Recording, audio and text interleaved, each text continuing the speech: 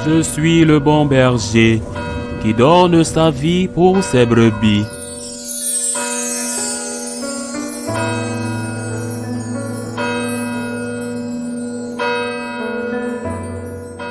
En ce temps-là, comme Jésus montait dans la barque, ses disciples le suivirent. Et voici que la mer devait tellement agitée que la barque était recouverte par les vagues, mais lui dormait. Les disciples s'approchèrent et le réveillèrent en disant, « Seigneur, sauve-nous, nous sommes perdus. » Mais il leur dit, « Pourquoi êtes-vous si craintifs, hommes de peu de foi ?» Alors, Jésus debout menaça le vent et la mer, et il se fit un grand calme. Les gens furent saisis d'étonnement et disaient, « Quel est donc celui-ci, pour que même les vents et la mer lui obéissent ?» Acclamons la parole de Dieu. Aujourd'hui, nous célébrons la mémoire liturgique de cette multitude de martyrs qui ont trouvé la mort pour le Seigneur par fidélité au Seigneur dans la ville de Rome. Ce sont les martyrs romains, comme on les appelle souvent. Aujourd'hui aussi, c'est également le dernier jour du mois de juin, une journée que nous avons consacrée à réfléchir à la signification de la dévotion au Sacré-Cœur, car ce mois de juin leur est dédié. Et le Seigneur nous demande de lui faire confiance.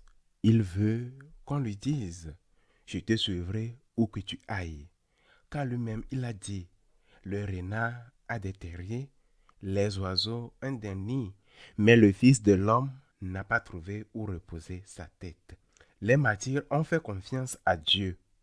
Ils ont offert au Seigneur ce qu'ils avaient de plus précieux, car ils étaient certains qu'il y avait une vie éternelle et que Dieu ne les oublierait pas dans cette vie éternelle.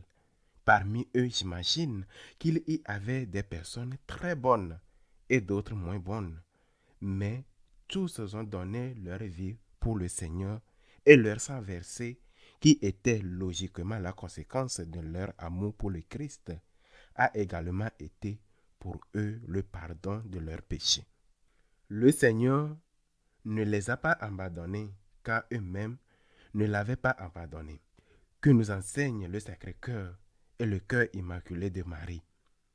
Que le Seigneur n'abandonne jamais ceux qui lui font confiance.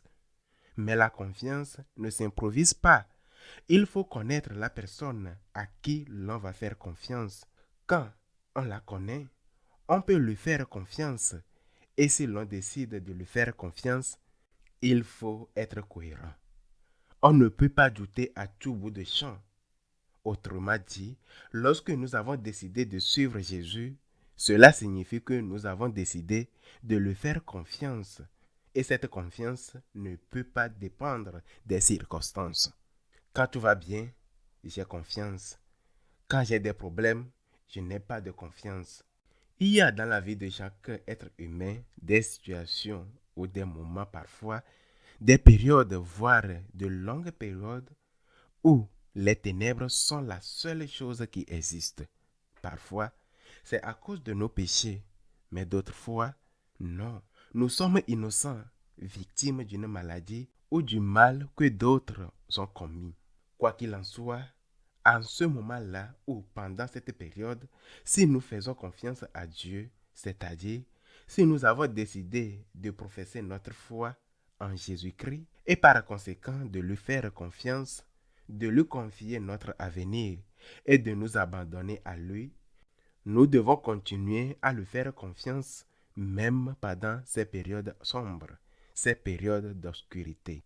À quoi cela sert-il à un père de se révolter contre Dieu à cause de la mort de son fils? Qu'est-ce qu'il gagne?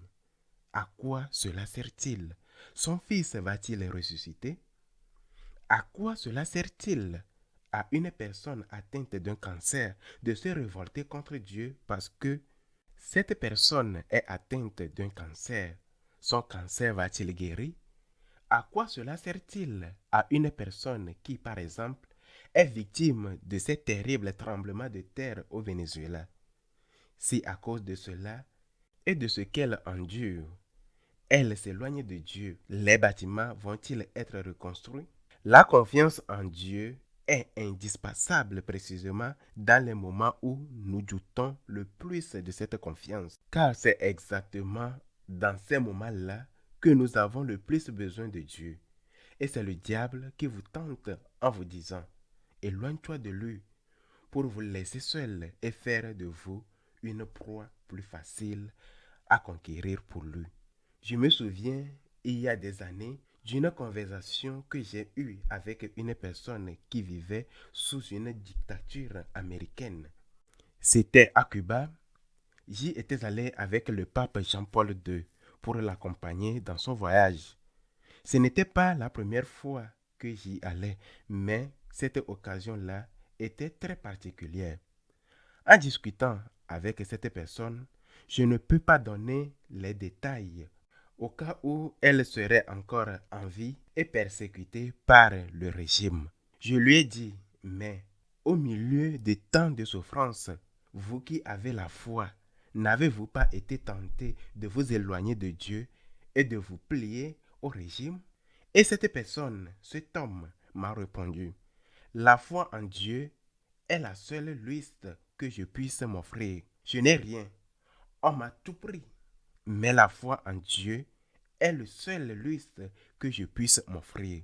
Quand la vie nous frappe, qu'il s'agit d'une légère obscurité ou d'une obscurité profonde, que ce soit temporaire ou que cela dure longtemps, que ce soit définitif parce que vous avez perdu celui ou celle que vous aimez, vous éloigner de Dieu ne vous permettra ni de retrouver la santé, ni de retrouver la personne aimée, ni de retrouver la liberté. T'éloigner de Dieu, c'est ce que le diable essaie de te faire et faire encore, car ainsi tu te retrouves seul sans la force de Dieu, sans l'espoir de Dieu, tu te retrouves seul et tu es perdu. Et tu tombes dans le désespoir, et le désespoir, c'est l'enfer. Lorsque les nazis émanaient les déportés vers les champs de concentration, surtout des juifs, mais aussi des catholiques, par exemple en Pologne, le père Colbert, ils ont inscrit à l'entrée de ces horribles centres une phrase de Dante, celle-là même que Dante place à l'entrée de l'enfer. Abandonner tout espoir. Lorsque tu t'éloignes de Dieu, tu as abandonné tout espoir. L'espoir de retrouver ta famille, l'espoir que Dieu accordera le centuple à celui qui a souffert ici à ses côtés sur la terre. Tu as abandonné tout espoir. Tu as franchi le seuil de l'enfer. C'est pourquoi la dévotion au Sacré-Cœur ou la divine miséricorde est si importante. Seigneur, j'ai confiance en toi. Très Sainte Vierge Marie, cœur immaculé, j'ai confiance en toi. Je ne compte pas sur mes propres forces, je ne compte pas sur les hommes, je compte sur toi, je compte sur toi seul. Que ce soit en plein jour, au crépuscule ou dans la nuit sombre et profonde, je compte sur toi, je compte sur toi et je sais, ce sont les paroles de Saint Paul. Je sais en qui j'ai placé ma confiance et je sais que ma confiance ne serait pas déçue. Qu'il soit ainsi.